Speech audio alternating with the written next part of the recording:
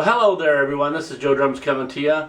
Again, I hope everybody out there is doing great. I'm doing awesome. I had a subscriber send me a message and ask a question about bass drums. And I guess they had saw my one video on single-headed toms.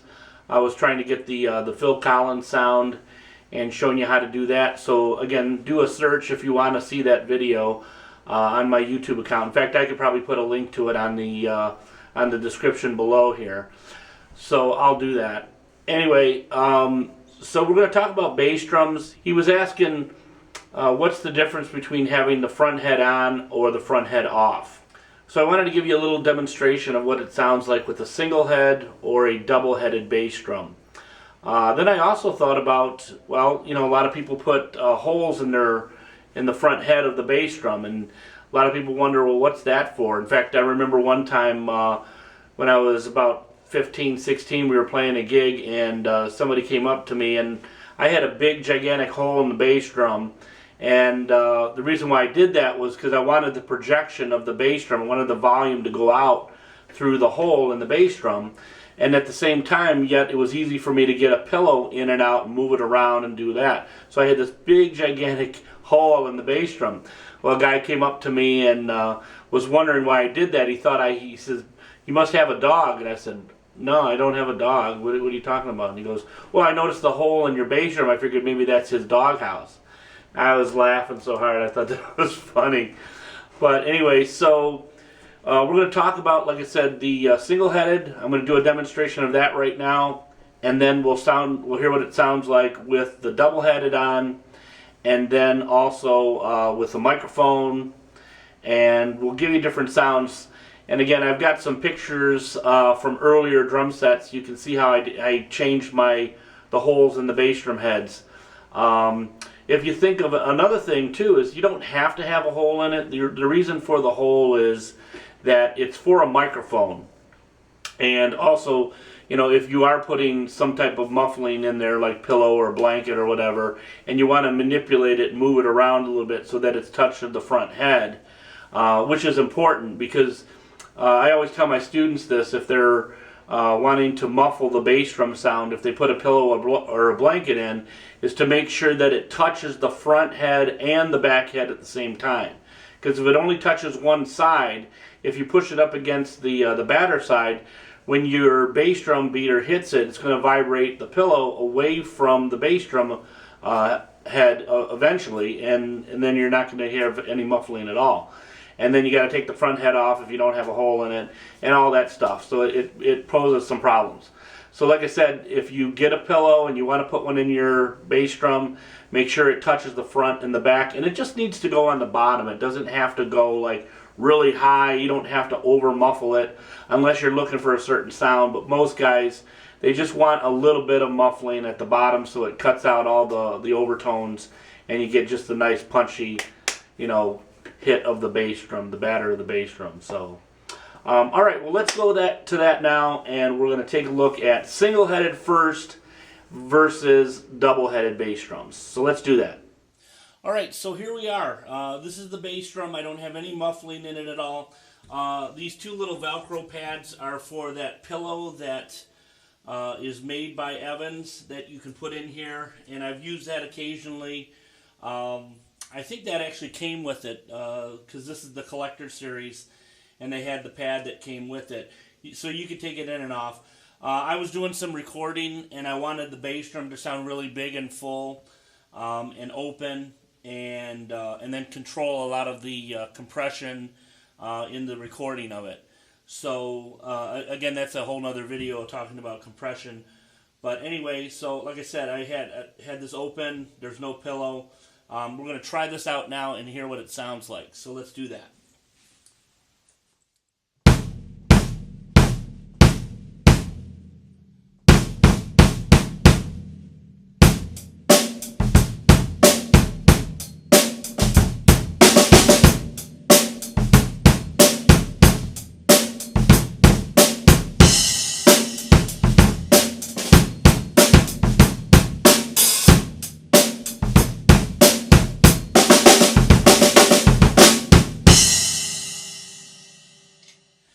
Okay, so as you heard right here, it's a real big, open, full bass drum sound. Just massive. And again, because of the volume, you're hitting the beater against the head. The volume is just coming out of the bass drum like a cannon. So when you want that power, some guys use it live. Back in the early days, they used to use it a lot more than they do now. It seems like everybody's putting on the front head and just controlling the sound with padding or stuff like that. But as you can see, it works really good. In a recording studio situation, they might have put a microphone in here, and then they have some isolation blankets that they would lay over the bass drum to kind of isolate the sound of the bass drum better, because you don't want your toms or your cymbals to be bleeding into the bass drum microphone. So otherwise, because they like to isolate all the different drums individually, so when they're recording. But anyway, so that's the single-headed. Okay, so now I'm going to add a pillow into this with the bass drum head off, and let's hear what that sounds like, okay? Let's do that now. Alright, so I've got our pillow now. Like I said, you could do it one of two ways. You could put it in a little bit like this and have this flap up like this so it's muffling the front head a little bit and then the back head. But because we're doing a single-headed right now, I'm going to put it the other way and lay it kind of horizontally like this and have it up against there like so. And again, I mean, normally you would put maybe some weight in here so that the pillow doesn't move, obviously, because you don't have the front head. It's not going to stop it from moving forward. But for the, this demo right now, I'm just going to do it with the pillow because I'm only going to hit it a few times. So let's try this out.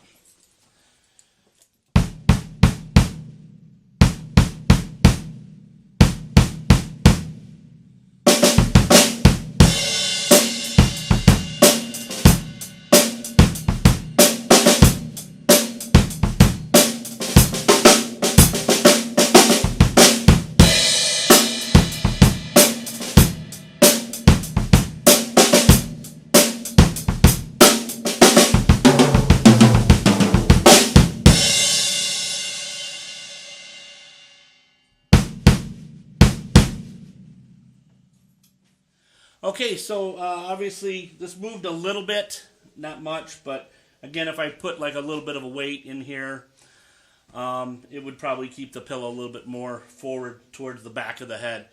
But as you can see, it sounded real punchy now. Wasn't big and open. Again, it depends on the sound that you're looking for. Again, without the pillow, it sounds really big and boomy. There's a little bit of tones. In fact, you'll probably hear a lot more overtones on a regular bass drum. I mean, this DW bass is just phenomenal for sound quality. The way they made the wood and the plies, and it's just punchy without anything really. I've tried really cheap bass drums, a little more expensive bass drums, and nothing quite sounds like the DW.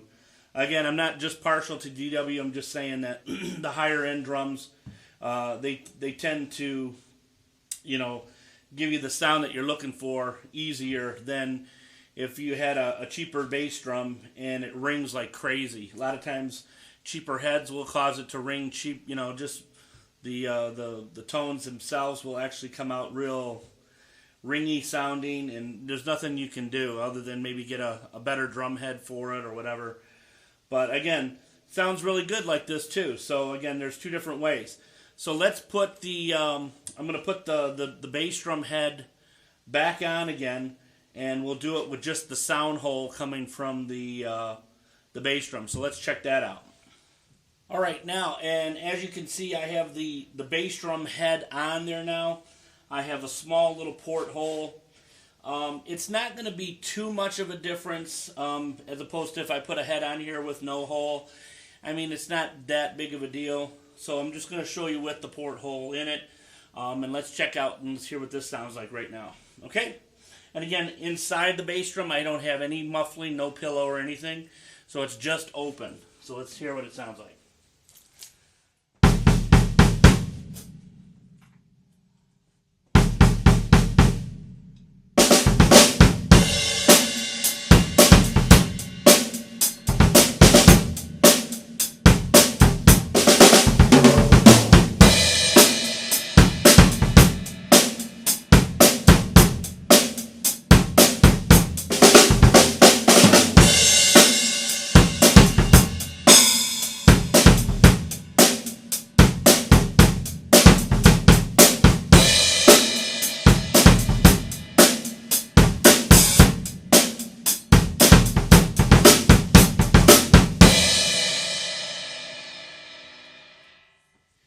Okay, so and as you can see now, once we played it with the head on, the boominess was kind of gone. It didn't have that projection of the sound coming straight out, only through this one little porthole. So like I said, it sounded pretty close, but again, it did cut down a little bit, as you could hear.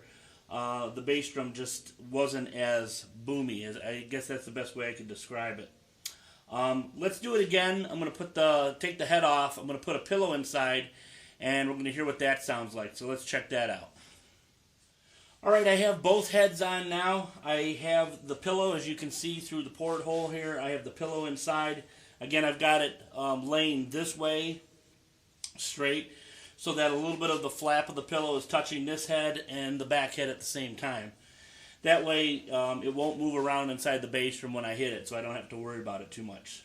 Alright, so let's take a listen to this. Oh, and one more thing. The front head on all of these, when I did have the head on, the head is very loose. I didn't tighten it. In fact, you shouldn't have to tighten it really, unless you're looking for a real kind of, ringy sound of the bass drum.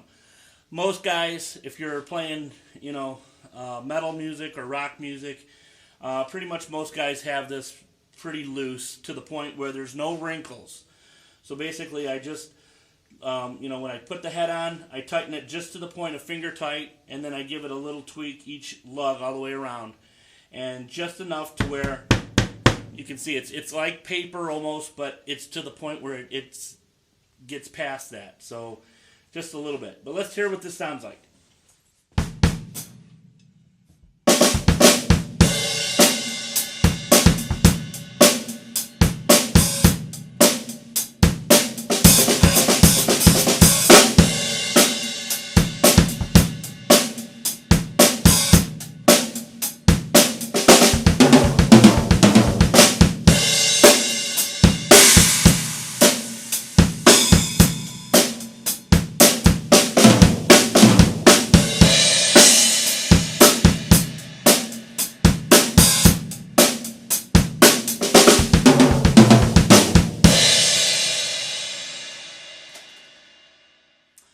Alright, and at the beginning of this video I had mentioned that I was going to actually put a microphone in it and record it.